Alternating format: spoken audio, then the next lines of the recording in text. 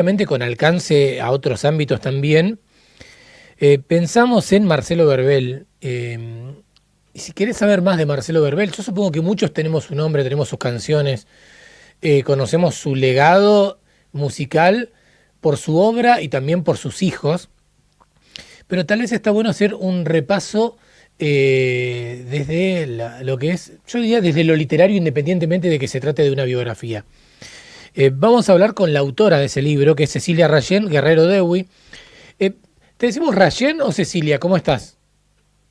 Hola, ¿qué tal? ¿Cómo están? Buen día, un gusto saludarlos. Rayen está muy bien, Rayen me gusta más. Muy bien. Sí, sí, yo tenía también eso, pero bueno, me vino con el combo, casi con el DNI, viste, con combo completo. Em, Contanos un poquito de cómo te surge la iniciativa de hablar de una figura que está, yo diría, muy presente, porque los Verbel son parte de nuestra historia y de la historia de este norte de la Patagonia.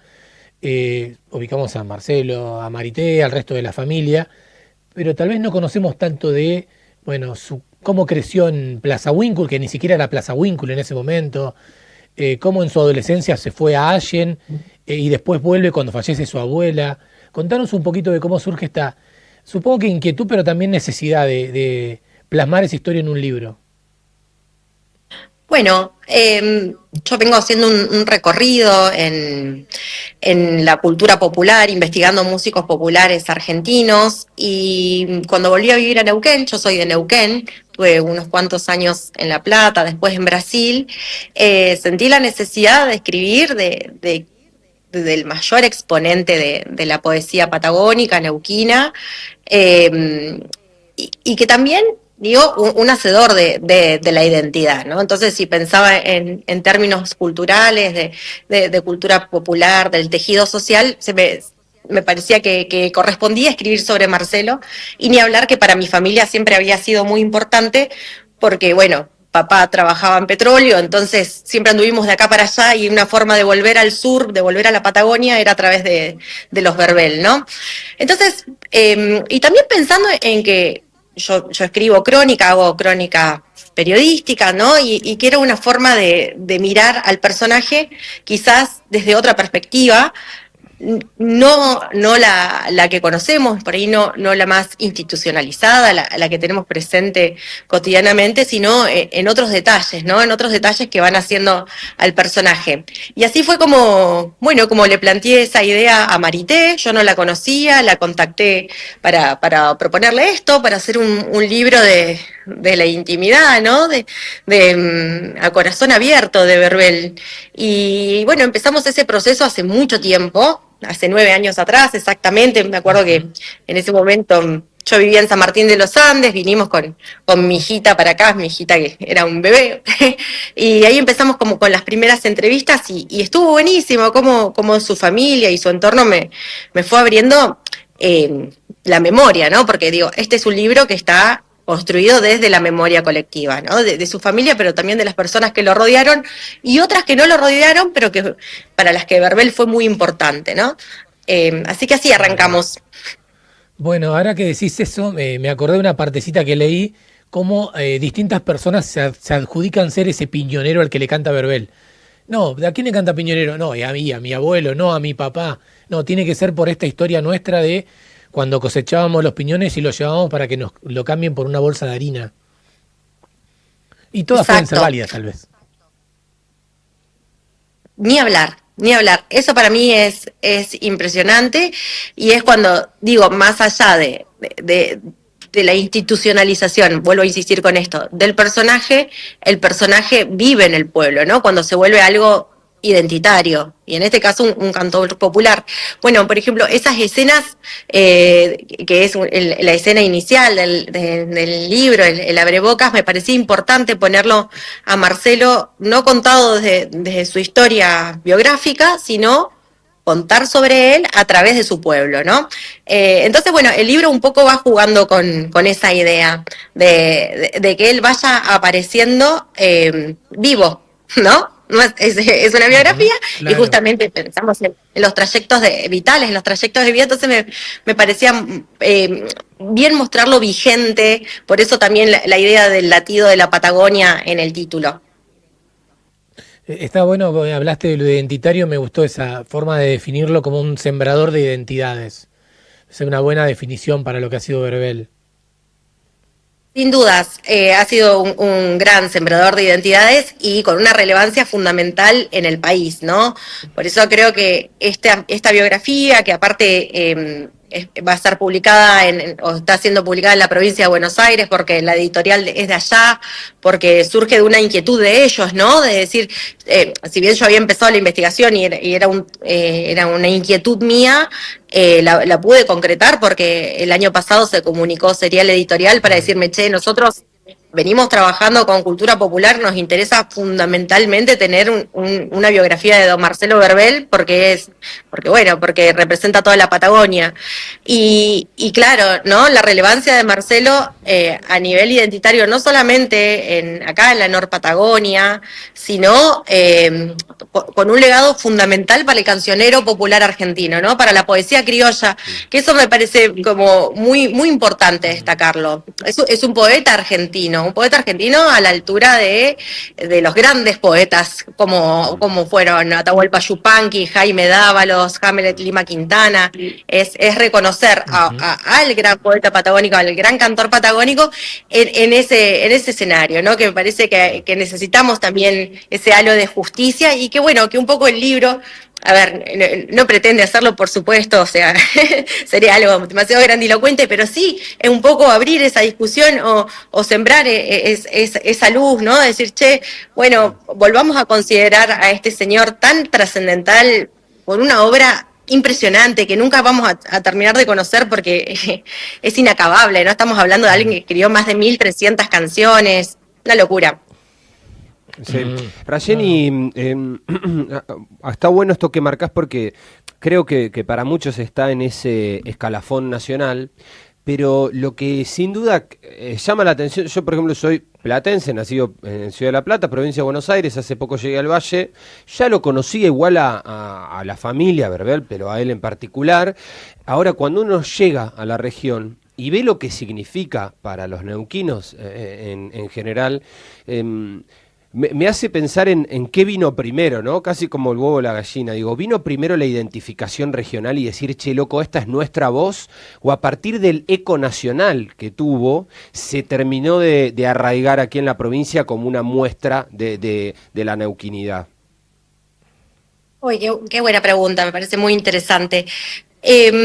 Yo creo que en Verbel hay algo de fundacional, ¿no? En relación a nosotros que él genera, porque eso también hay que marcarlo, ¿no? Nosotros veníamos con diferentes tradiciones muy nuevas, muy jóvenes, o de raíz, ¿no? Entonces, el que empieza a pensar a Neuquén, por decirlo así, en términos identitarios, justamente, de construcción social, es Verbel con su obra, ¿no?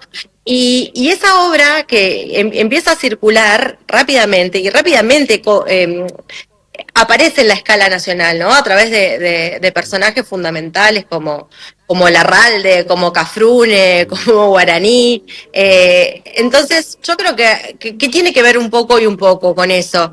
Él a partir de eso obviamente cobra otra visibilidad y hay una parte que es clave, digo, más allá de que su obra aparezca en el cancionero nacional a través de estos personajes, aparece acá internamente y en toda la Patagonia en la voz de sus hijos, en el trabajo que hacen sus hijos, de difusión, ¿no? De la obra de su padre. Claro. Entonces ahí hay claro, como una doble vía.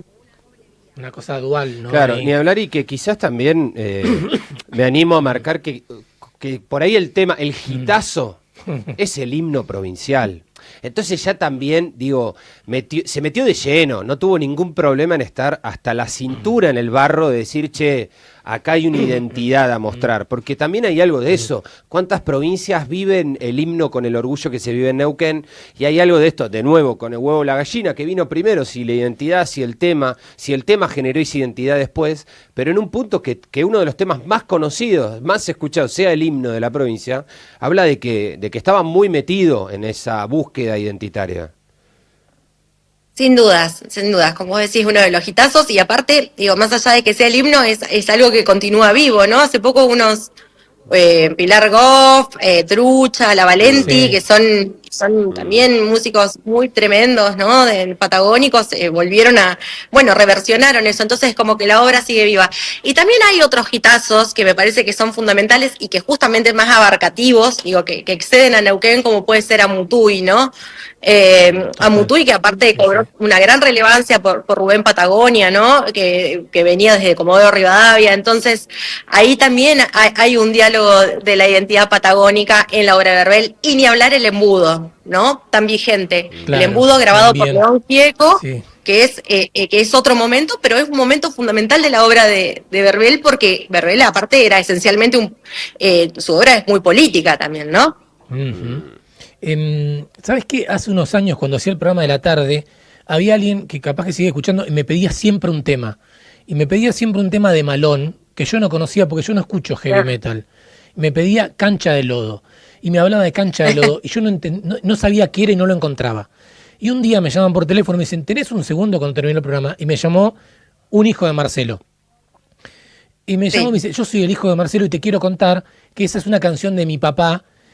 Y me empezó a contar, yo me quedé un rato, no tenía nada que hacer, y él tampoco, y que nos quedamos hablando como 20 minutos, y me estuvo contando de las aventuras de Marcelo con el mundo del heavy metal, que suena medio raro, Sí, el qué loncomeo loco. y el heavy, Qué loco. pero también es parte de la historia de Marcelo Verbel.